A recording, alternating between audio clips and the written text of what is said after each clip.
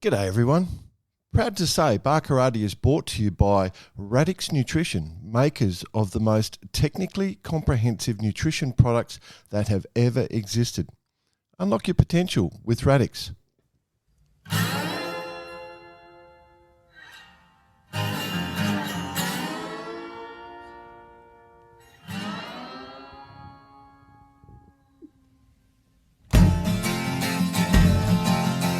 G'day listeners, welcome to Barkarati the Sailing Podcast. My name's Jordan Spencer. It's that time of the week where we get to hang out with some really cool sailors. But of course I have to share the mic with my two idiot mates. So first off, Mr. Brett Perry. Greetings, exalted one. How are you, bud? Well, typical stinking Connaught day here in Melbourne. Jesus. What about thinking of the kids, BP? You've just spent weeks with the kids. Children. Well, you can beep it. You've got All their parents have just turned their podcast off now. Well, how about the weather, though? How about the weather? Let's just have a chat about it. So I arrived yesterday in Melbourne from Sydney. It's 38 million degrees, no wind. Thought we'd get some work done. Yeah, that's good. And then today, pretty similar, although a bit more cloud cover, so even less wind. Yep. Very. Well, we're living it because South Australia's just that half hour in front of you, so we're getting it all before you. Half an hour before us. Let's bring in the other bloke. He had a voice that could make a wolverine purr. Mr. Nick Bice. I concur, BP. Oh. Yesterday here in Adelaide, it was like the old days, back in the oldies in the early 90s, late 80s, just a complete drift off. No breeze, plenty of warmth. Took the BK Express down to visit our mates sailing in the 505s, including one Jordan Spencer, who's just pasted everywhere over every bit of media you could imagine at this point in time. Written by Jordan Spencer, just everywhere. You even made the Live Sail Die web page this morning, Jordan. Congratulations. And yeah, no racing took part. We'll be talking a little bit more about that. But Jordan, just a quick one. Yeah, mate. Given it is the Barkarati Express and you're running the expenses now, I've got a few fuel receipts for you to take care of. Not with that motor in the thing, no way. No, it's a cost. Yeah, it's a business cost for sure. Yeah, it's 30 litres. So we just have to run Barkarati at more of a negative than it already is. Well, got to work to our losses. Anyway, moving on. Yeah, it was good to see you yesterday, mate. We, as you said, down at the 5-0. So I think in the lead up to this week was the debate, what should we talk about? We should talk about the 5-0s and the Etchells. Let's see if we can get a sailor for each. And then I said, why don't we just get one sailor that's doing both? And so that's what we've done. That's what Big brain. Eh? Big brain. Big brain. That's it. Oh, yeah, big brain. Yeah. So our guest this week is actually doing both. He's currently lying second in the World Champs at the 505 World Champs. If there was no drops at this stage, he'd be leading the event. So that's good. It looks like we've got credibility. And so, yeah, he's going to rush straight from the 5-0 straight to the Etchells to sail with one Mr. Brett Perry and David Dunn. So that's cool. And so there's a lot of inside for this guest. He comes from a very famous sailing family in South Australia, 5-time Australian champion in the 5-0s, 420 champion, Melders 24 champion in the teams racing, tactician on all the big boats, including TPs, Far 40s, and he is the owner of Binks Marine. So if you're looking for any fittings or equipment and you want quality service, pick up the phone to Binks Don't forget the pies, Jordan. And the pies. That's right. Quality sailing fittings and pies. That's what we decided the other day. Anyway, let's welcome to the show Sandy Higgins. How are you, mate? Howdy, guys. Can I just paint the picture for all our viewers out there? I've just got up. It's lay day here in Adelaide, halfway through the 5-0s. And 7 a.m, mind you. Yeah, 7 a.m. I've wandered down to take the dog for a walk, get a coffee, and instead Jordan says, can you talk to the bunch of people on Barkarati? So these idiots. He wants me to be funny, witty, and tell a few stories. Instead, you're going to get grumpy and serious, I think. Is that right? Is that okay? Well, we need someone to be grumpy and serious, witty to start with. Oh yeah, we're on fire. And serious. It's been a hard week. I think we're all a bit worn out. No, look, it's great fun having you on the show, mate. It's been a long time coming. We know how much you love doing the public speaking, so that's appreciate you being here. Let's just talk about. Let's walk into it gently. Sailing, how we sort of talk about, the Higgins name is quite popular in the world of sailing. Like before, you don't have multi-generation history of sailing in your family. Your mum and dad went down, bought a house near a yacht club, so they started going down to the yacht club. That was the basis of where it started, wasn't it? Pretty much. My dad sort of decided that he'd get into mirrors back in the early days, and we used to have a mirror which we used to take down to Victor Harbour where we had family holidays. And after that, Dad got some friends at the Brighton Seacliff Yacht Club, and they talked him into 420 sailing, and we went from there basically. He started sailing 420s with my brother Malcolm, and then the rest of the family got involved. And pretty much Dad got very involved in the yacht club. He started running the training programs and a lot of stuff down at the club, and we pretty much had no choice. We had to be at the yacht club every week.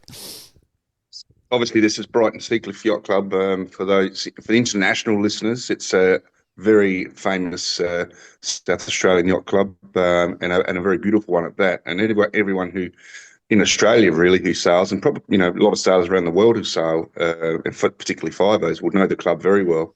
A very beautiful part of the world. Absolutely, and it has got some strong history. That club in terms of that was where the first World Championships in the Southern Hemisphere were ever sailed, which was 1966, the 505 World Championships, and that's where Sir James made his first name. The interesting thing is there's almost a correlation. The Hardy house is just up above the Brighton Seacliff Yacht Club. The Higgins house was just another few hundred metres over to the right, effectively, and you guys would wander down and sail. So Nancy's on the committee boat doing the starts and finishes, and you and your four brothers out there racing. And you've got families like the Bakers. Like there's a lot of family stuff as you would expect at any club, but that as a youngster growing up, it's very simple to go and hang out. Like I'm just going down to the club. That's where my friends are. It's a lot of fun, and that's what would have been the attraction, I reckon, as a youngster. Do you reckon? Yeah, but just to clarify one thing, we actually lived in the foothills, and we were half an hour from the yacht club. So to go to the yacht club each week was quite the chore for my old man, because we all had our own boats. So he'd start at about 6 o'clock on a Saturday morning, and he'd one by one take all our boats down there, and then so that would be on the Saturday morning, and then so we'd spend the whole weekend down at the yacht club, and then Sunday night Dad would have to take all the boats back to the foothills again, half an hour away. So it's kind of about 2.5 hour journey for my dad each week, just taking us back and forwards. And you never thought nothing of it, you Higgins boys. The three of you were running around just being silly buggers at the beach, right? Absolutely. He should have had a bus because we had to pick up crews on the way and all the rest of it. So it was quite the thing. And then finally, when we got to an age of about, I was about 15, he decided, this is no good. We'll move down near the yacht club. So then we actually bought a house near the yacht club, which was quite sensible. I never knew that bit. Oh, Brucey babe, doing all the work, I never actually, can you imagine the commitment?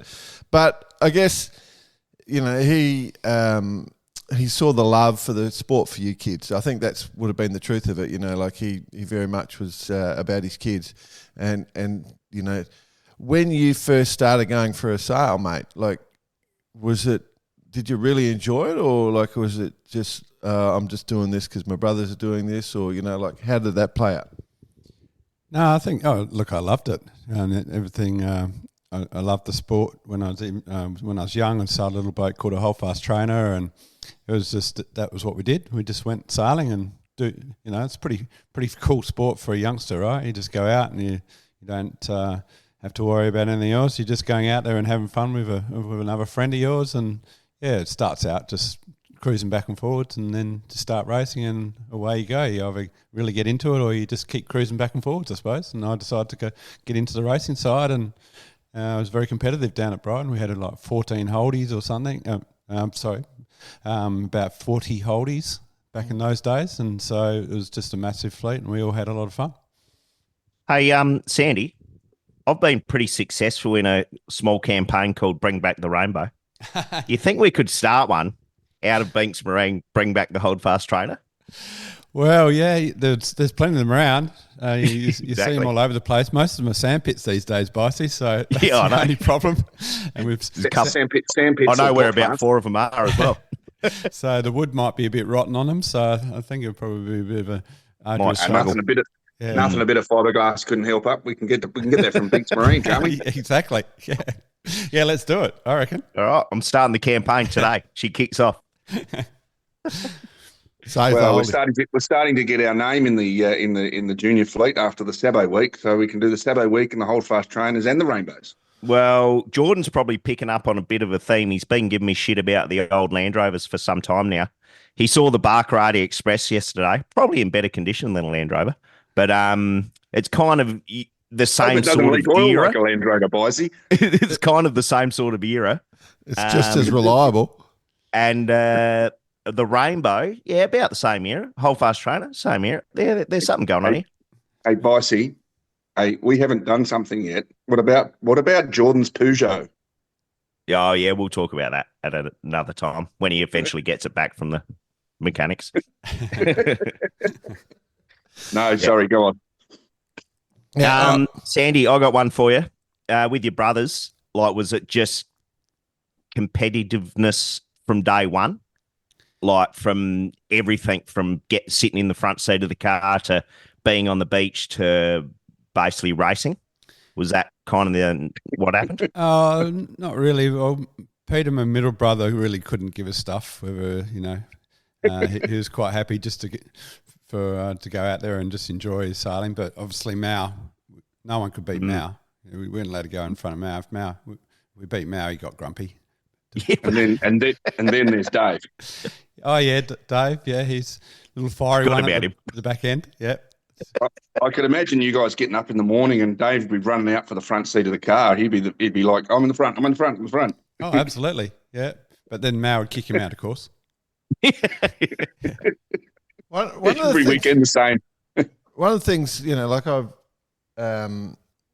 I've spent a lot of time over at the Higgins house and got to have quite a few dinners with him, so I feel forever grateful. But the one thing I did notice is, they'd sit around the dinner table and it would be all sailing talk. Poor Nancy, but it was all sailing talk, and they would talk about there was this constant discussion about things sailing, and so there would have been.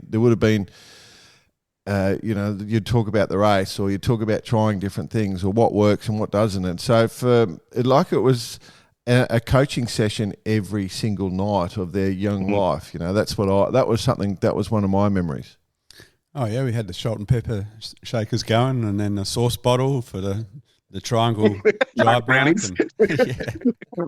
Absolutely. This is where I lamped on you. Yeah. Original bar karate right there. Exactly. Hey, Jordan and Sandy, I've picked up over the years, Jordan, you and Sandy did a bit of a tour in your younger days. Want to talk us through that little, just rooming with Jordan, traveling through the US and Canada with him, Sandy, just what an absolute tool this bloke was. Yeah, well, I met Jordan, I come out of 420s, so done quite well in 420s, and I decided, a lot of really good sailors here were sailing 505s, and I met this redhead guy, and he said, "I'm the best." Muscles out, legs like a ballerina. Yeah, I'm the best crew in Australia by far. Do you want to get a 50 and sail a 50 together? So was he wearing his ballerina shoes then? And so we end up buying this 50 from Tasmania with a wooden deck. And we did our first regatta at Humpy Bong up in Queensland. We stayed at his grandma's place. And went out and did this regatta, and we almost came stone and marvellous last. So I thought, this is Was that under the Australian flag or Papua New Guinea flag? I almost gave up 5-0s then, really. Started off under the Australian flag, boys. He ended up on the Papua New Guinea when the results were coming in. So, that was the start of the 5-0s. And so we sailed together for a few years after that. And then I decided, we decided to get a better boat. And I think I actually paid for it all. I don't think Jordan paid for anything, but that's pretty normal, right? Yeah. And short arms. So despite the height, short arms. So we had some reasonable success in the 5-0s. Yeah, we were going all right. But I decided to move on and find another crew, and then end up winning one after that. So he held me back for about 9 years. No, but it's special memories for sure. I mean, I do remember because I met Jordan at Brighton Seacliff the first time, and that was probably about when it was all sort of happening. But you never, 5-0s. He's very fond of the 5-0s, and there's definitely a lot of memories there. And obviously the 5-0s back in Adelaide again now at Adelaide Sailing Club, which is probably what we need to get down to, talk about that. Yep. How's that event going? Yeah, well, it's going great. Sadly, we haven't had the wind conditions that would be normal for here, but we have got 5 races under the belt and in a bit of a mixed bag of conditions. We're doing really well. We've got some consistent results at the moment, so sitting second overall, as Jordan said, so we're pretty happy. It's a new boat. I haven't had it on the water very long, and my crew lives overseas, Paul Marsh, at the moment, so we haven't had much training either, so we're really happy. Yeah, absolutely. Pretty tough fleet, and still got 5 races to go, so anything could happen with 2 drops, of course, but good to have a good start, and we're pretty happy with things, and looks like we've got a bit of a lay day today, going down on a bit of a wine tour, so we should have had the Barkarati this chat after the wine tour, right? This evening. Yeah, it would have been far more interesting. Yeah, exactly. Oh, no, we'd still take the piss out of Jordan. Don't worry about that. And, back into it on Monday, and looks like we're going to have two good breezes, or 2 good days of breezes after the lay day.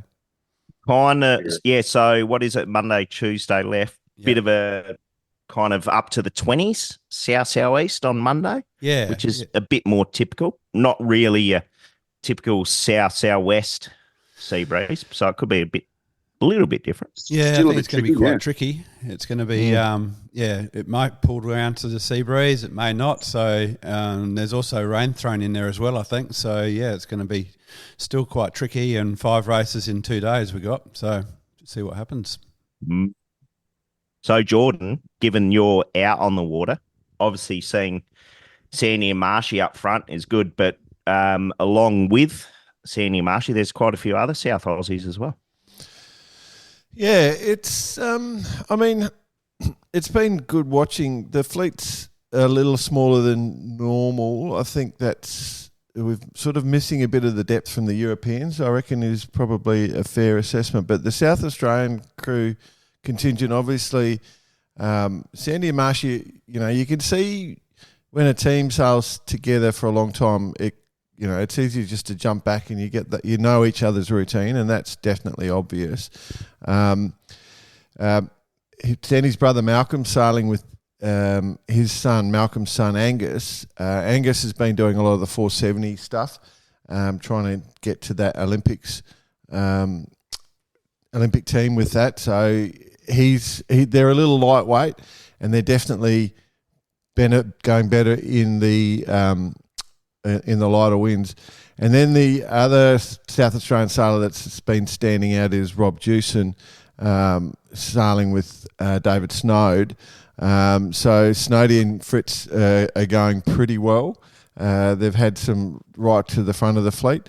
They're right there all the time. But yeah, it's been quite interesting. The form has been really, really interesting, because young Howie Hamlin sailing with Andy Zinn, what's Howie, 72?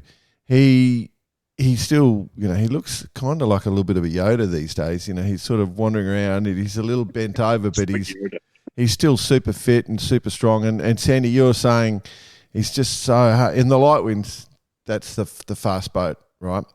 In the strong winds, it's the West Australians. It's Pete Nicholas and Luke Payne. Yeah, and they look incredible. So you've got these two boats that are really incredible. And then, Sandy and Marshy are doing well in both, but haven't had a win. And with two drops, we were just talking about this yesterday, with two drops, you almost need to go and get a win or two on your scorecard, because you're going to have a boat, depending on whether it's windy or light, you're going to have boat attacking you from both sides. Yeah, that's right. So the South Australian team's doing really, really well. Sandy's been the most consistent right across. Dropping a fourth, Sandy, not bad. Yeah, pretty handy at the moment. As Jordan says, it's sort of we need a couple of wins there just to get some low points, basically, because of the two drop scenario. Yeah, and if you think about it from in the light wind scenario, like, so Sandy and Marshy were passing Howie upwind, but then on the run he would creep back, and he's got they're running a reasonably light setup, and they're very quick downwind, but they'd creep just in front by the bottom mark, and then you get that little reach across to the finish. And so with the downwind finishes, it's very hard to get that win. You are leading the race, but then that boat's just creeping by you by that bottom mark. Yeah, it's tricky to downwind stuff. Harry's obviously going really well downwind, and he's going really well in all upwind and downwind. So we were in front of him for a while, but it's very hard to hold him off. Once he gets past you, he's away. But yeah, we're pretty happy. What do you obviously the 50, the American cruise specifically, they're quite famous for a bit of like big data sharing and information sharing. What have they brought? I mean, there's quite a few in the top 10, let's call it. What have they brought this time round that you haven't seen before? Just consistency, or the way they share, or what is it? I think basically the Americans is just the experience. They've just been doing it so long. Like Harry's, I don't think he'd miss a Worlds in God knows how long. Every Worlds I've ever seen in the last 30 years, Harry's been there. So he just knows the boat over and over, and he's sailing with Andy, and those two have been sailing together a long time. And yeah, I think they're training all the time, and they've got a bunch of guys they train with, and he's got a coach, and it's very professional approach to the whole scenario. Yeah, and the other thing is, like each of the teams also putting in a lot of work. There was full sail development programs, because they all used to run with Jay Glazer sails, and Jay doesn't make sails anymore, so they're doing their own development programs and sort of going through that piece. And I think what you're alluding to, Bice, it's what they call the Team Tuesday, where they would get, they share that information. And they've been critical of the Aussies. They say, in the past, they've said, you guys just don't share the information like we do, and that gives us the advantage. But remember, I think everything goes through phases, like in any regatta. Like we had the Kerwood era, that Lake Macquarie fleet where, that's where Nico came out of, the Kerwoods, all those sort of team, Blatchford, all those sorts of people. Then we've had flashes with, out of Europe, and now, the US team's been so strong for such a strong while. But this little South Australian contingent's going quite well. So whether they share information or not, just racing against each other is, you, Mal, Fritz, you've raced against each other for probably 30 or 40 years as well now, and push each other. You got a few guys there that really know how to push each other. I mean, trying to win a club race against those guys is pretty intense. Yeah, they're all different styles as well. Like Mal sails a different style to myself. Mal tends to sail very high, and he's got a light crew, and then Fritz is a bit more lower groove and faster, and I'm probably a bit in between. So it's kind of good having those different skill sets, and I try and get up to Mal's height, and also I'm trying to be out of foot like Robbie does. So I think that's been quite good. And then we've got a couple of other young guys and some guys from Henley, from another club down the road who have been sailing 5-0s a long time. So, yeah, we've got a good little group. We just need to all come together a bit more. Sadly, my crew, Paul, lives overseas, as I said, so I wasn't able to really get into the training that they were doing during the week. But certainly the other guys were doing some good training during the week, but probably need to get a bit more professional and have a coach and do what the Americans are doing and step it up a gear to so we can do what those guys are doing and all be in the top 10. How are you going to fit all this in, Jordan Spencer? All your media commitments, bar karate, coaching, the SA to winning. You know what? It's not about. Let's not bring me in anymore. I've had enough. No, that's fine. No worries. Anytime. But I do want to. I think I've been really impressed by Alex Older sailing with Marcus Cooper. Like Alex, you know, I think Southie is her maiden name for most people would know, but ex-skiff sailor and stuff. God, she sails a boat. She really sails a boat, doesn't she? She's quite good.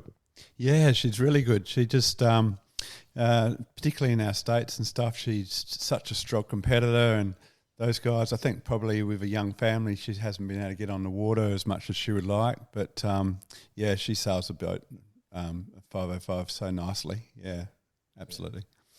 Which is fantastic, you know, like... what about the fleet itself?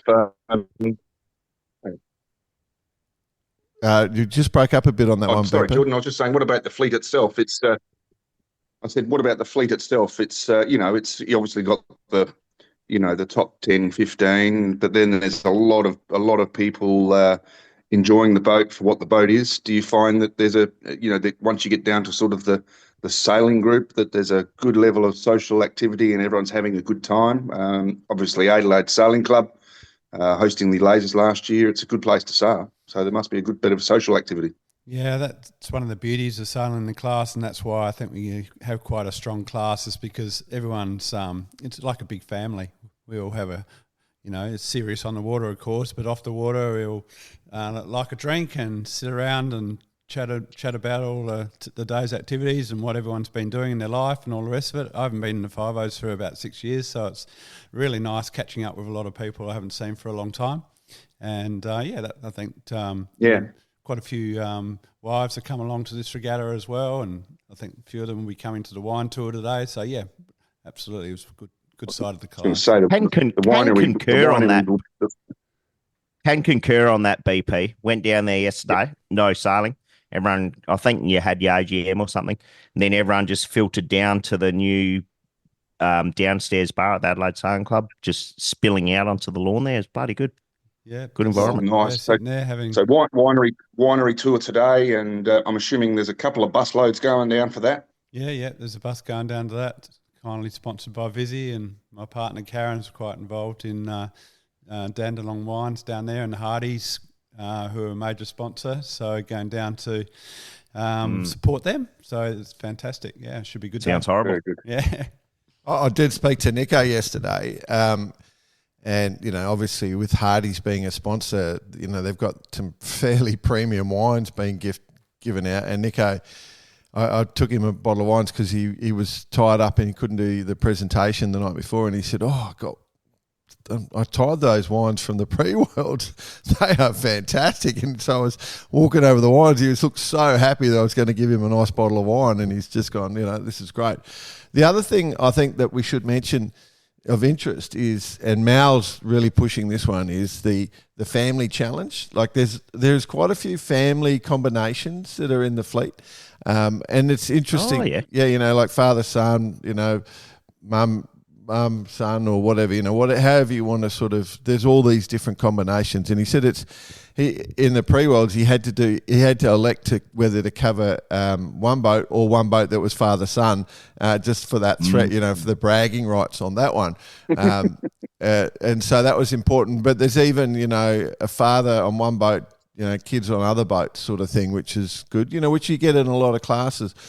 But you don't expect it necessarily in the 5-0 because it's quite a powerful boat. But there's a couple of 17-year-old kids together, and your nephew he's 17 as well, and sailing with a 19-year-old sort of. So there are some youngsters getting access to boats and giving it a go. So,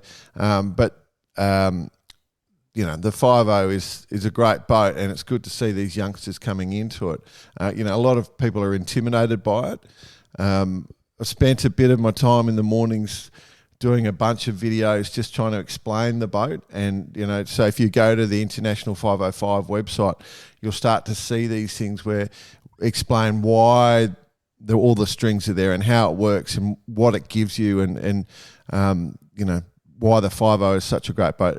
Absolutely, I'm 100% biased towards the 50. We talk about all boats.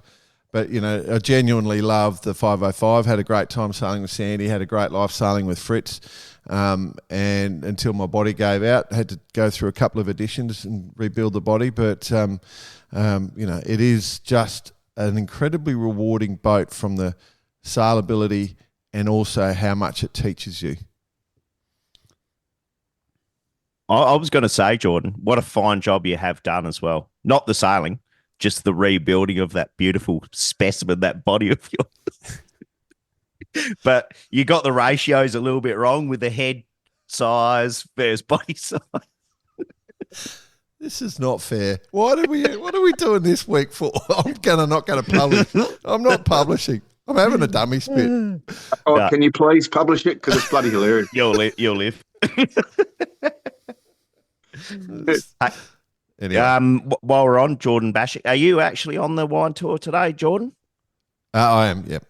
Yeah, fantastic. Yep. Wow. That's why we got the bus.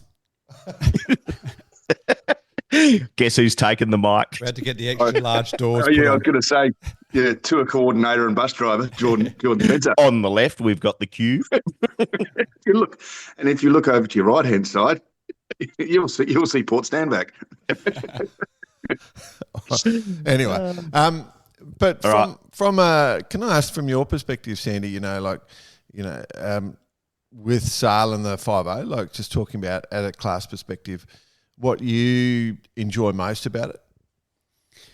I think it's one of those classes where got a lot of people in. A lot of the top guys who are sailing the boat have been sailing them a long time, and they've really perfected how to sail them. So, from my point of view, I've obviously been sailing 50s a long time as well, but there's a lot of strings in the 505. So to get out there, of course, and work it all out and sail against guys who have been sailing the class a long time and be competitive, I think it's my main drive behind it.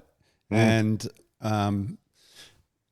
just been able to go away to various world championships around the world. We've had some fantastic locations, that's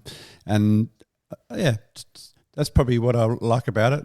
Been able to go to a worlds overseas and sail against people you've been sailing against a long time, and they're very sharing. Even though it's sailing against these Americans, and they spend a lot of time, they still share the information that they've got. They don't keep it to themselves. So I think that's Holdy is a classic for it. He does videos, and he's always, you could ring him up at any time or have a chat to him any time, and he's open about it. He's not hiding anything. So, and a lot of the 50s are like that. A lot of the 50 sailors. How about as a sponsor of the regatta? Is it all obviously the Banks Marine? That's synonymous in SA yachting, but getting it down there in front of everyone, and you're obviously boats and masts and sails and everything, right? Yeah. So it's going well. Yeah, of course. We've got a trailer down there, and it's we probably could have done with a couple of really big breezes because there's so many strings and cleats and pulleys on a 50. You just you'd bound to break something if it was windy.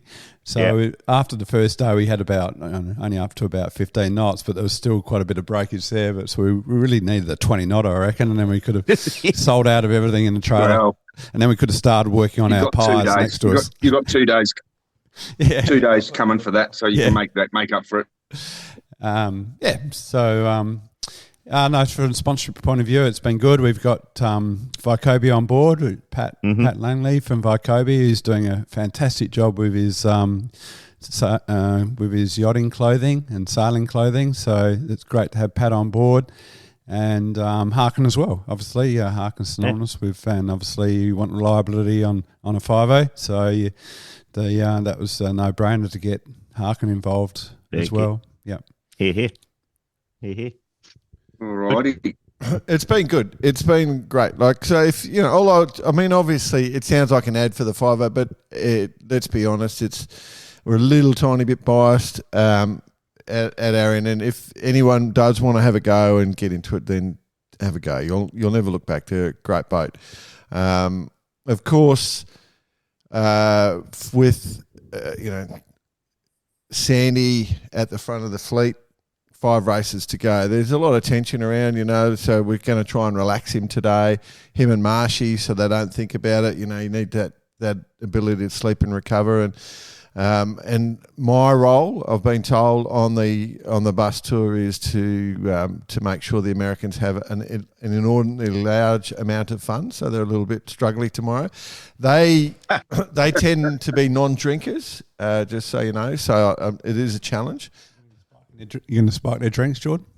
No, that's something I would never do. But I will. My skill set, Sandy, of course, is to send them insane. I'll just talk about crap with them, and they'll just go. They'll go insane and start. Oh, good idea. Yeah, let's use that. Start. That's they put themselves to sleep, rocking themselves in the shower tonight. Yeah. That's it. In a white gown with their arms tied together. Now you got it. That's the technique. All right. But yeah, so the racing continues. It'll finish Tuesday night. So this will be to air. It'll be going on. Of course, Sandy, from your perspective, as soon as racing finishes, you're straight on a plane the next morning, and then your life turns into misery because you've got to spend time with BP. Yeah, I know. What a sign up for that one. Oh, God. Hey, just on that, can you bring some gloves over? Yeah, no worries. It's a completely different animal as the Etchells. So I go from 5-0s, which are a lightweight boat. I'm steering it, of course, and going low and fast, and to a big, heavy 1.5 ton bus that points straight into the wind. So completely different train of thought and the way you sail the boats all together. And of course, I'm at the front of the boat doing tactics. Yep. I reckon, regardless though, from the footage I saw the other day of that boat tacking within the 2-length zone, you can't do that in a 5-0 nor an Etchell. No. Yeah, that was an interesting move there, wasn't it, by the French boy? But that does happen in Etchells as well. But there's normally a few more splinters. Yeah, exactly. Yeah. Yeah, there's plenty, and that's the thing with the Etchells. You do get to the top mark, and you do get a lot of that happening, and a lot of boats going in there, and of course, the consequences are a lot worse than an Etchell. But so I have to kind of retrain my brain to another sort of style of sailing when I go to the Etchells. The biggest thing I think is starts with the Etchells. The 5-0s, we do this thing called the gate start. Whereas one boat takes off on port tack, and all the rest of the 5-0s are starting on starboard and we go. So it's fairly even start, whereas Etchells is obviously traditional line starting. And I found it a little bit struggling to get to work out how to start a Etchell, because when you tack an Etchell, it doesn't, and let the main out, it doesn't stop, it just keeps going. So he's going. Yeah. So in a 5-0, when you let the main out, it stops. It's completely different from the starting perspective.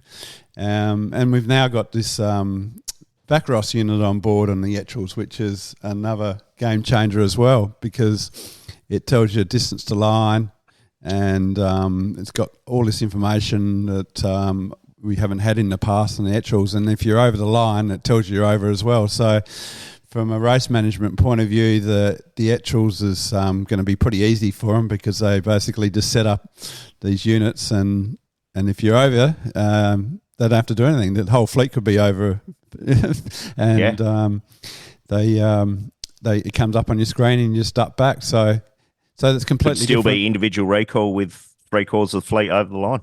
Yeah. So so from my point of view, getting to the Etchells is hopefully I can reset myself pretty quickly, and we can work the starts out, because the biggest thing is getting off the line in any sort of racing. And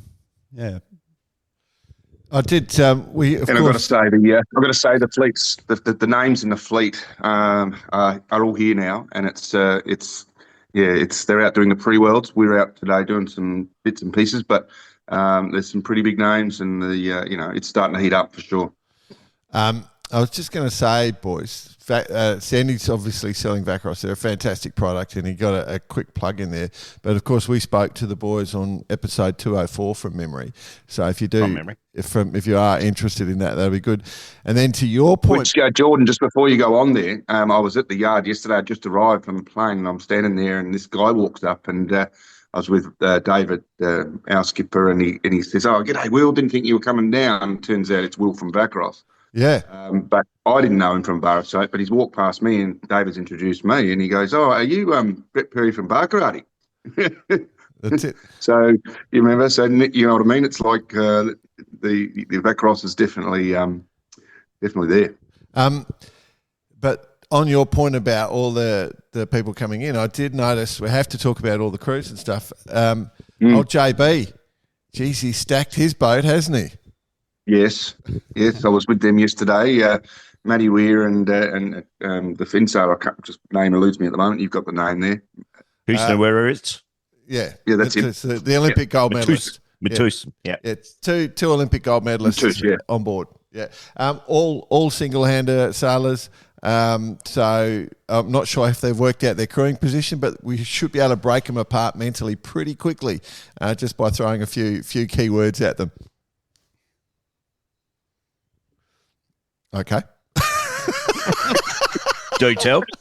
So I was just having a look at the weather next week for the Etchells. Again, not your typical Port Phillip Bay conditions.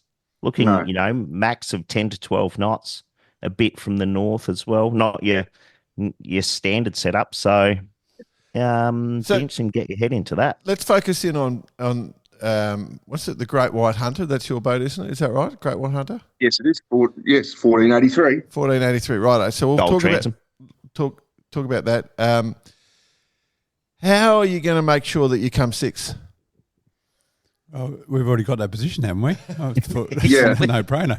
Well, it's like an honourable position. The final results are already up there with just us in sixth. Great White Under sixth.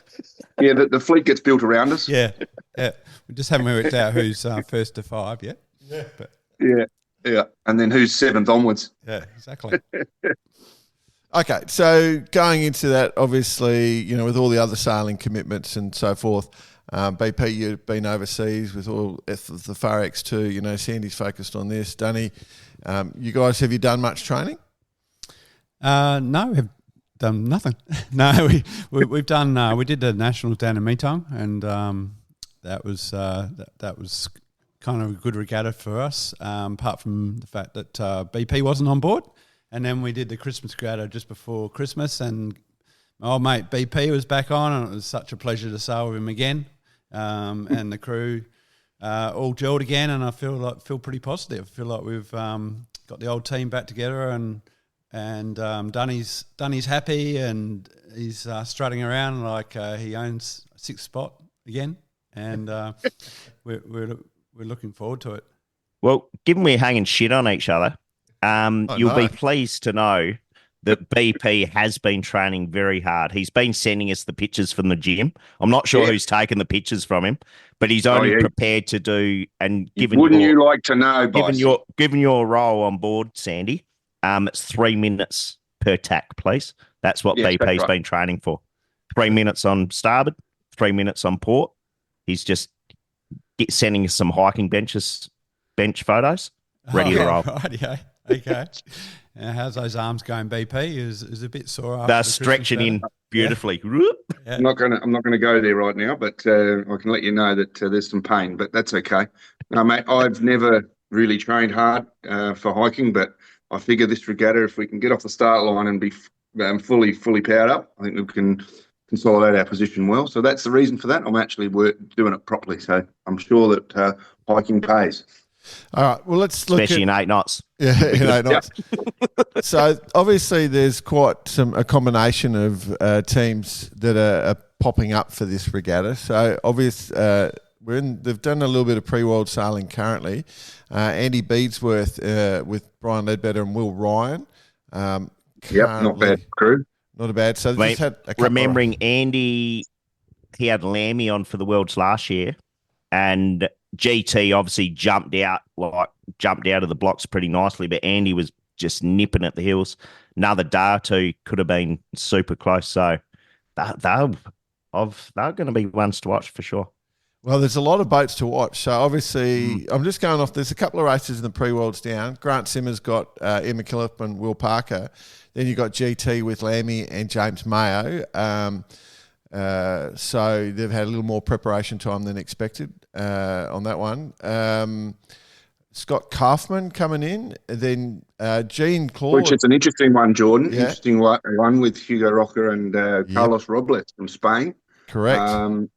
Now, I've known Carlos for international listeners. Carlos was very, very close with Florian Trittel in Spain, sailed come up through the 470s and the 29ers, etc.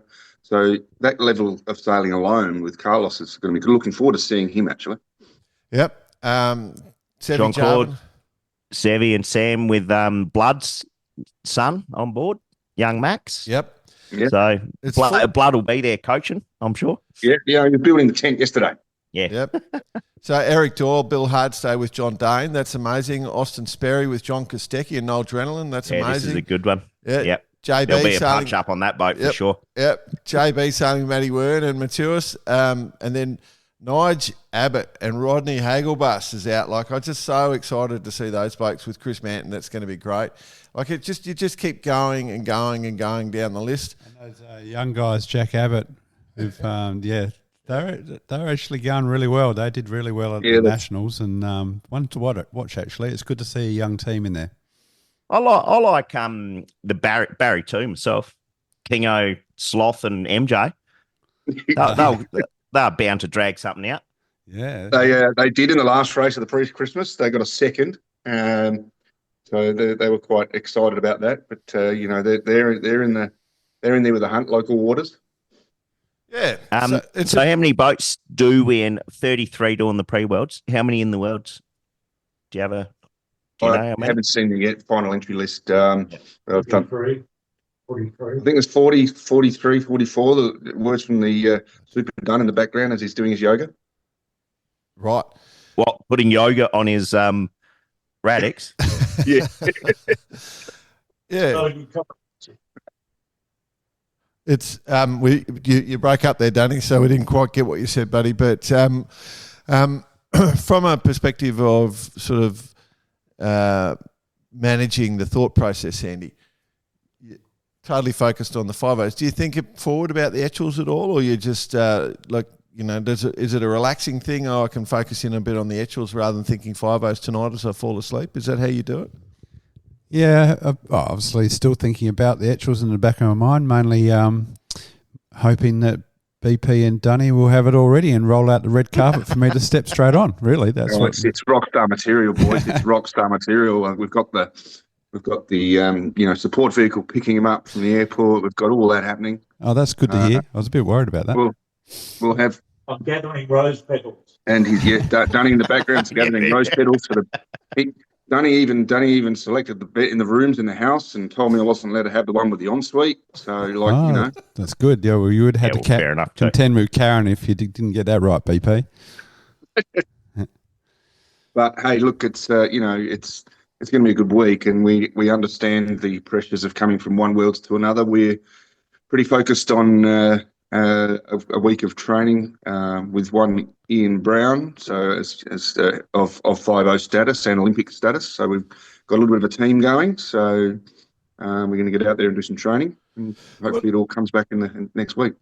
So the Worlds, where are they sailed out of? Royal Brighton Yacht Club. Royal Brighton. Melbourne. So what are some of the considerations at Royal Brighton? If people are watching or want to dial in and watch the Etchells, what are the things that are iconic about Royal Brighton? I mean, we all know, but I just thought you guys could chat about what you see and what you expect. Yeah, well, look, I arrived yesterday, and to be honest with you, it reminded me very much of Adelaide. I mean, the same sort of conditions yesterday in particular. And, the word was, we were going to get out sailing. And I sort of said, it's a northerly. and you could feel it trying to go round. And I said, if it does go round, it'll basically shit itself. They all went out for a race and got all abandoned because it did. It actually cut out. So the same, very similar The sort of savant conditions that way. comes through again. What comes through? I should have got here an hour early and told them to go out. Should have just walk around with the flagpole with the AP up. Yeah. But you know, the sea breeze sort of is very similar. But I think, as you said, Bicey, it's going to be very not normal. So we're seeing a lot of land air influence, a lot of easterly, which is going to be interesting because that'll be the left-hand racetrack trying to get into that corner, which Andy, we've been discussing already. When's actually the racing start? It's a 9th. I don't know. It's the 10th, I think. Oh, yeah. So we've got a bit of time for this kind of, let's call it the non-normal, to extinguish itself, to go into the normal, to be just cranking Port Phillip Bay 25 knotter. Just yeah, it's probably a good sign that we've got bad weather happening at the moment. Yeah. Why does that happen? Why do you put an event on it? It never turns out to what it's supposed to turn out. Well, the only classic was probably the lasers last year at Adelaide, when it was 22 to 26 knots every single day, sea breeze. But normally, you're right, it's never like this. But if you do get that, that does happen. So like you say, we're going through this sort of phasey breeze. No. And if you do get the strong sea breezes kick in, you know, what you said, BP, about it being very Adelaide-like is correct. You know, Port Phillip Bay gets quite short, sharp chop. And so you've got to have quite a punchy rig to get through it. You're going to have, lots of twist in your rig, and it helps to have that little bit of depth down low to get you through in your main and jib, just to get through that chop. When I looked at it's a contentious subject right now, Jordan. Yep, go on. Well, the stand-up forestay, with that rig of straighter forestays, is going to help a lot as well. What's the contentious element, BP? Well, it's just got to have a main with a bit of shape, don't we, Sandy? Yeah, we've been discussing that. I think we might be pulling out an old favourite BP, might we? Well, Brownie's called it the BP main. Yeah. When we first started together, we had this beautiful mainsail, didn't we? And we've been hiding it for 4 years, right? Oh, ready to break. Just ready for you, BP. Oh, she's re-crisped itself, Pricey. I like it. It's re-polymered itself. It looks just absolutely flash. You've just had the iron out in the renter house there, just ironing it, getting it ready. Yeah, of course, on low synthetic heat. Oh, dear. Kids, never put an iron on a sail, okay? Never put an iron on a sail. Just saying, kids. Good for business, Sandy. Yes. Especially nylon spinnakers. They work really well when you iron them as well. So that I'm intrigued that you've got that. So that will be part of the plan if the conditions come out. Of course, if it's flat water, it'll be a different setup. But that's the thing with an Etchell. You measure in 2 sets of sails, don't you? That's correct. No, just one set, isn't it? I think. Yep. Yeah, one set. 2 jibs. 2 jibs. 1 main, 2 jibs, 2 spinnakers. Okay, so it's the 5/0. So it's 1 3/4 sets of sails. Let's call it that. Yep. No, you got to get the main just right. The mainsail is a huge decision to make, which we're working on this week, and we've got some good brains there. Not me, but there's a couple of people offering some good advice. Yep. All right. Okay, so we're sort of coming to the end of this. So with the obviously, there's a couple of important things. First off, we hope that Sandy and Marshy do really well. Absolutely. Smash it. No pressure. Yeah, absolutely no pressure. Just hoping and friends cheering for you. That's the basis of it. Maybe the reverse curse can come into play. And then once we step from there, we race to the airport and Sandy gets over there and it's all on for 6th. Yeah, I just got to get through a presentation night depending on how it goes. Well, you've got excuses. There's no problems. If you do super well, we'll let you off. Oh, you don't want me to come? No. You can just. I'm happy. You're happy for me to rock up, just half a body, right? You'll be fine, mate. Yeah, you'll be fine. see how we go. All good. And so obviously, BP, from you and Dunny's perspective, you guys are just sort of going to do all the hard yards, suss it all out, and then you're excited. BP, as Danny said, he's out collecting the rose petals and we're just seriously in race preparation for the Worlds. Like, it's World Champs, 100%. Etchells. Yeah. It's important, it's one of the premier classes in world sailing. We've got some amazing names competing.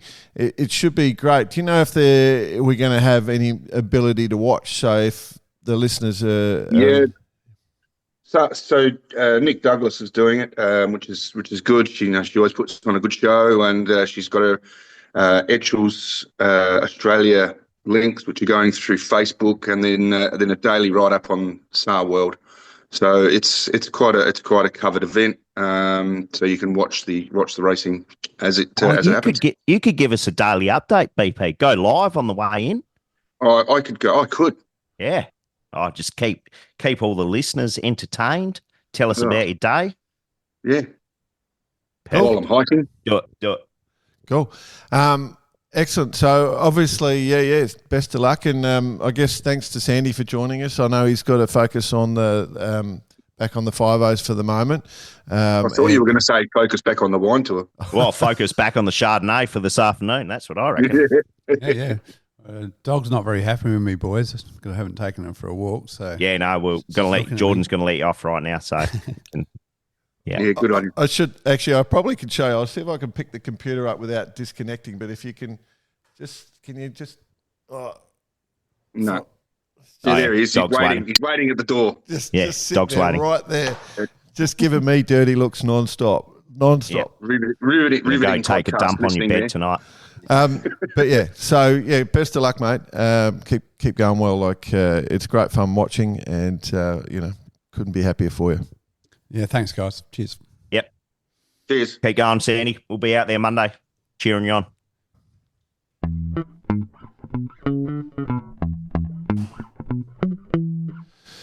Yeah, cool. Good chat. It was good to have Sandy on. I know he hated doing it, so forever grateful for him joining the show. Sandy just likes to do his work on the water, so chatting is he prefers not to do it, but we've been mates for a very, very long time, and so it was good. It's close to home.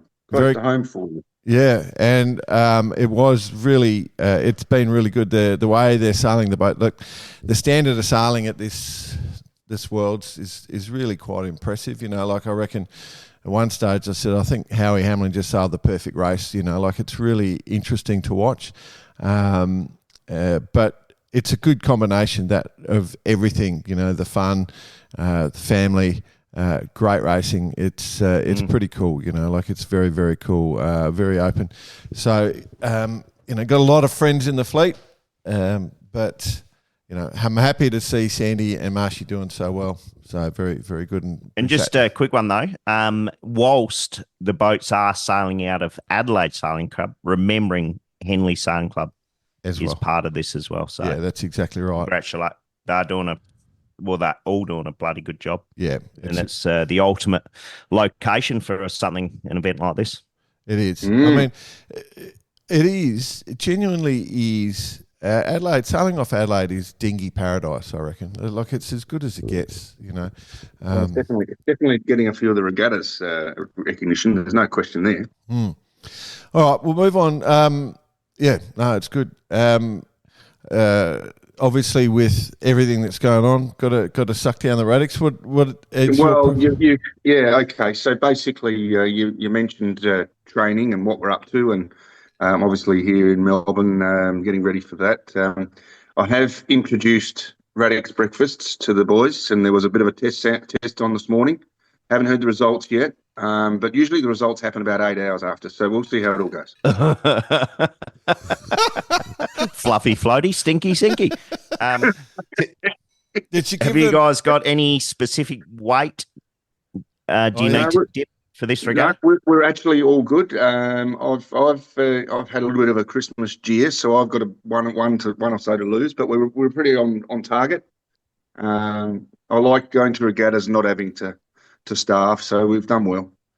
Yep. Yeah, But it's not good for your health, that. definitely been Radixing, and we will be getting some more. It's one of those things you've just got to. It's like going to the gym. You can't go just once. You know, Yep. you got to sort of go at least 3-4 times a week for 6 months to notice the differences. But that's how it is. You'll be surprised. I assume you're on the Yeah, ultra. I know. I assume you're on the ultra breakfast range because it's perfect for your hard training sessions and pushing your body to the limit. Hey, Oh, Yep. yeah. So good. It is. So good. It's just performance through health, Jordan. That's it. Jump onto Radix Nutrition website. Use Barker8 as a discount code. Get it discount on us, and start winning regattas. Thanks to Radix. I guess we have to mention there's so many events going on at the moment. All over Australia, all the nationals, all the dinghy classes, the IRC classes. There's all sorts of things going on. So I do want to yell out to those. So we did. Maybe we can do a bit of because we're kind of mid regatta with a lot of these different things going on. Yep. We can do a bit of a wrap. We'll call it the national wrap next week National or wrap. something. Yeah. Okay. I'll have a national wrap, thanks. Yeah. I think Is that with chili sauce or just normal barbecue sauce? I think that's funny, BP, because your head went straight to food and my head went to some really bad rapping with music, like that. Look, you guys are going to have to learn to start professionalising yourself. It's specifically about sailing. Professionalising. I do want to highlight that if you're in Sydney, of course, you've got the B14s and the Musto Skiffs Worlds about to start. Yep. They're in the pre-world phase with those. So if you are in and around Sydney, just go down and have a bit of a look because I think they've got quite large fleets and I think, they'd be good fun to go and catch up. So we've got some forecasts on who's going to do well there. But from all the competitors, when I get back to Brisbane, so Wednesday morning I land, assuming if I've got a car that works or a car of any sort, I'll quickly race down and have a look at the Impulses. They're sailing out of Darling Point. And then the next day after that, I'll go to Humpy Bong, the infamous Humpy Bong, to try and see the contenders and, just sort of see. I think the lasers are on at RQ. There's regattas going on everywhere. So I'm going to try and... Cross the ditch, the moths are on. Yep, that's exactly right. The Worlds, isn't it? The Worlds are on right now. Worlds are on, Yeah, in New Zealand. Just north of Auckland, yep. Yeah, so plenty happening if you're into sailing. And it's that time. If you're in the Southern Hemisphere, it's the time of year when everything happens. So, very cool. Shall we move on? Jack Lloyd, Listener of the Week? Here. Yep. So, of course, presented by our friends at Vycobi, who will be... for the best email or communication with us, we'll be providing $200 Aussie worth of free kit. You can just select from their list. We've got a few emails. This is a good one. I might start with Ian Bayliss, guys. Ian Bayliss sent us the information about his wife doing the row. That challenge, and we published that and trying to raise funds, as we said. Ian has come back in with a really interesting response. So just want to say thanks so much for the mention for Nia's challenge. She downloaded and listened to the episode and was super stoked. They're going well. They've just clocked 1,000 miles. Just to join the dots, we've been Alan Roberts' sponsor for the Figaro since 2016. Our company is Seacat Services. Although at the moment he's full-time with Clarice as co-skipper and performance coach, so we've had a year out. So we've just signed up for a chunk of change to help Rebecca Boo get her mini campaign off the ground. It was great. It was great to hear her episode, and she's got the same look and attitude as Alan. She's the real deal for sure. Wishing all the best for a Fun Pack 2025. You're a bloody little legend, Ian. How good is that, boys? Yeah, it's a wee little ripper. Let me tell you, absolute beauty. I just loved it. I love that email. Like as soon as I saw that, I thought, wow, how good is this? Well, it's people like Ian that give these kids an opportunity. I mean, we say kids in a very sort of loose way in that they've got a focus. They're definitely young adults and they're having a crack. And we all know that doing it without money is definitely difficult. But if there's people around who can support, then hats off, eh? Yeah.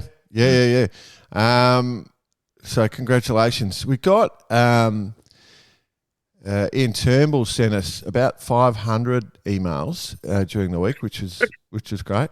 I'm just trying to find. He made all sorts of predictions, and I'm trying to find the email in amongst all the hundreds of emails. I did see this one. Yep. So yeah, can you find it? Because I'm madly trying. No, I can't because I'm down technology wise. Bicey's got it. So basically, Ian wrote through with those predictions. Yeah. But put nations on the predictions as opposed to people. Not very USA happy for the 505, GBR for the rest. Oh, that's right. That's what he did. So he's got a 505s. Be amazing to see how he win. Mm-hmm. The Mustos, Rob Richardson or Danny Boatman. I'm assuming they are Poms.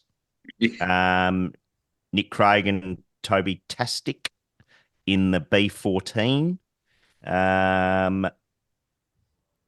Etchells, Andy Beechworth. Is there a Pom by chance? But how good would it be if JB won? Oh, yeah. It does get a picture. But he delivered it with shade because his opening line might be controversial, a little late given the 5 as it started, but I'm predicting no Australian world champions. That was the opening line. Well, you kind of need the counter because all we do is predict the Aussies. So yeah, that's fair. Good. That's fair. Yeah, okay, that's fair enough. Yeah, we won't criticise it, but he did suggest some names for getting on the show as well, which is fair. And we'll get that. Another one we got was our friends Susie Gent, who sent us a little email. Her and Camo, with the Hobie 16 champion team that we've had on the show in the past. They said, Camo and Suze here again after an awesome time at Macrae Yacht Club on the Mornington Peninsula for Series 1 of the Australian Hobie Nationals. We have a very exciting fun fact for you, and it is the Hobie 16 class at the Australian Championships had a 50-50 male to female top 10. Oh, wow. There you go. Not only that, all podiums were perfectly balanced too, with an equal number of men and ladies in the top 3 for the Open, the Masters and the Grand Masters division. We love this for our fleet, and it's really good for the sport. Go Hobie Cat. It's a fun community. Competitive sailing and regattas are great.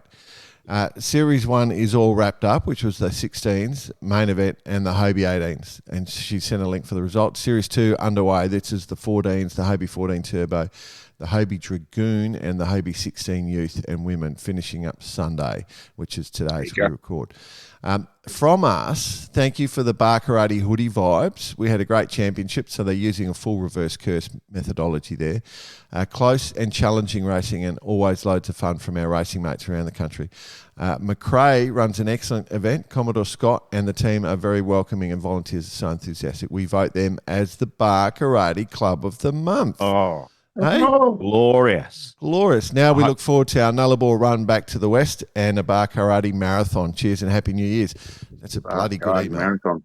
Hey? Just writing that down. Macrae Yacht Club, send Yacht. certificate. Yeah, anyway. I'm even going to leave a dash so you can actually fill it in yourself. You can write what club it is. Yeah. Oh, yeah. Okay. Nice. Yeah. So fantastic times. Good comment. I love those emails. I really enjoyed those ones.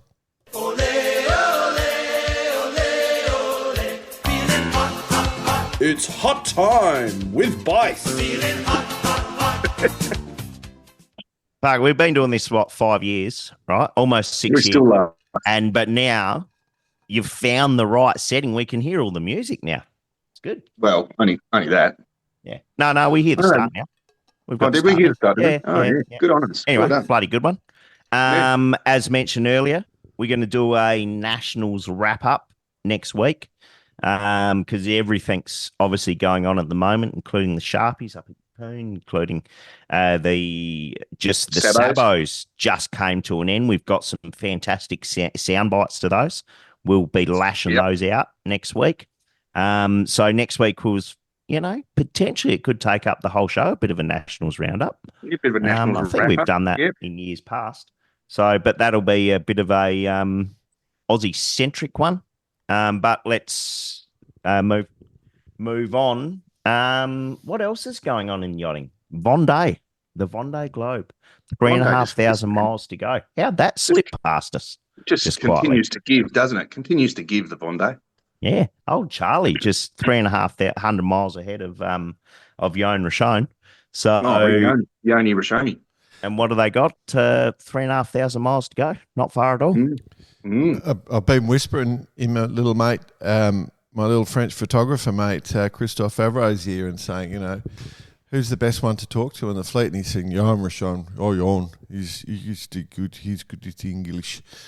So we might reach You should put that accent on as well when we speak to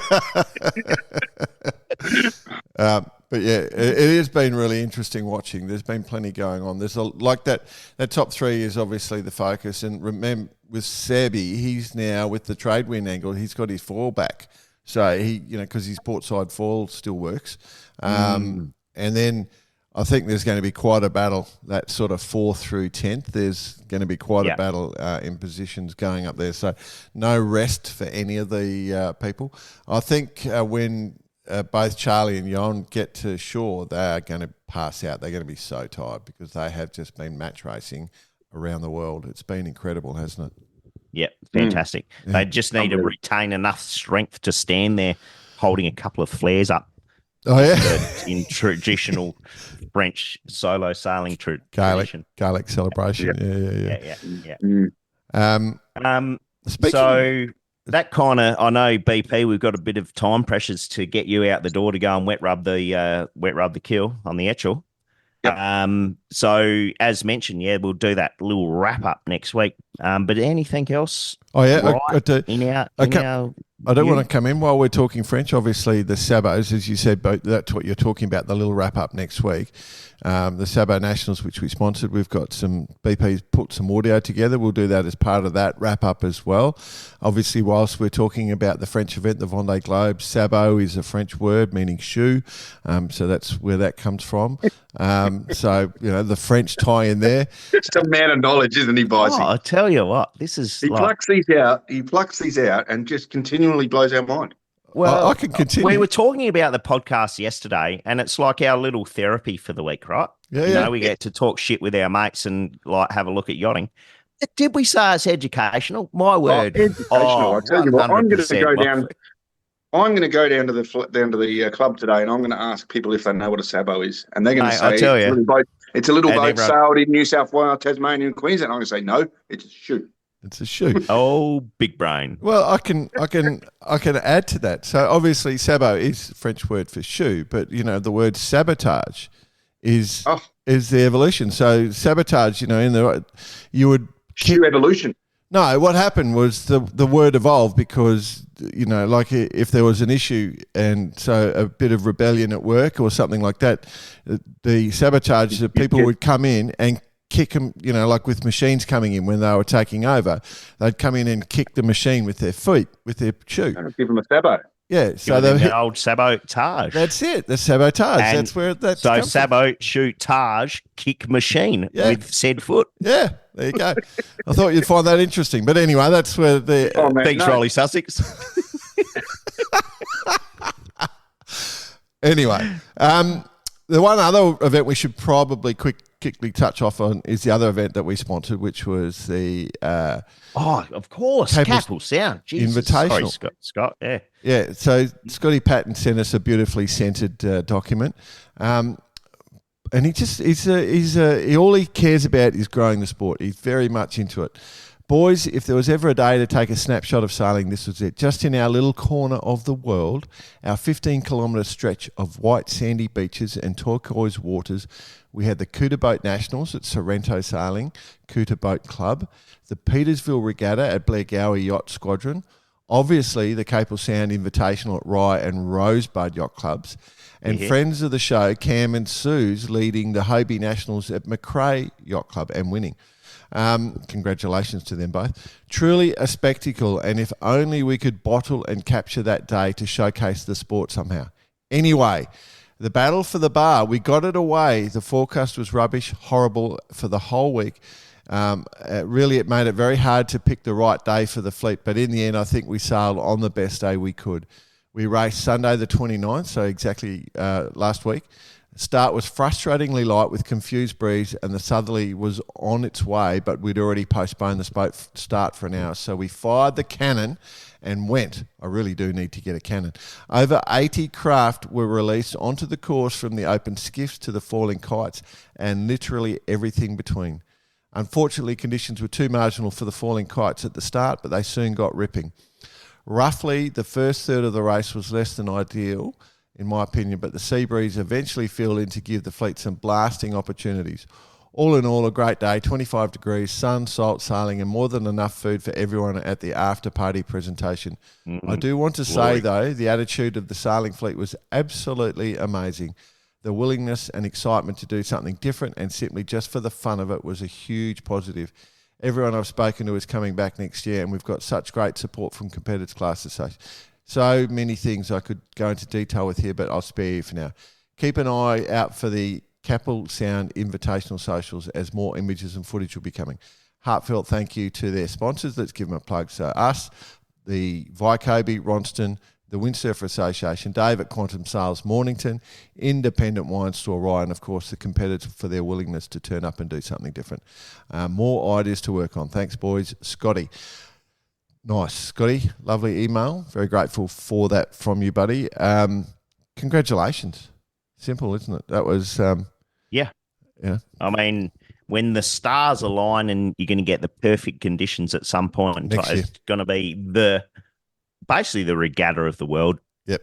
It'll be known as the World Regatta.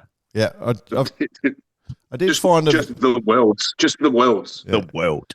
I did find a video of somebody did from a 59er, and I watched all of that. Just whoever the guy was, I've forgotten your name, sorry. But did watch it, so I was sort of across all the conditions. But yeah, good on him. Well done. Well done. Very Bravo. good. Well, Awesome. shut it down. BP's got some plastic on to install. I've got itchy feet. Feet. Right. Yeah. So we'll start. I've got to go fishing. Get the Barclay Express out again. Oh, I expect another receipt coming your way, Jordan Spencer. That's not fishing, actually. It's VIP touring for potential sponsors. Good on you. See you, lads. We're it. All right. Have a great time. Great to see you both. Have fun at the wine tour today, Jordan Spencer. I'll do my Great to best. hear the music. Yep. I'm excited. I want to come to the wine tour. Okay, come along. Oh, no. I might I'll fly probably over. go to the movies and watch Paddington Bear in Peru or something. Good. I might fly over. Okay. Drop tools. All right, everyone. Thanks for listening. It's been a great week. I appreciate everything. Good luck to everyone sailing and competing. It's the most important time of year for a lot of the Southern Hemisphere sailors. Grab the Radix Nutrition. Blah, blah, blah. Grab the Radix Nutrition to look after and keep yourself fight and fit. Just the fade out. Bar Karate Professionalism. is the discount code. Blind. And Fade out. Now fade out. Fade out. Oh, glamour.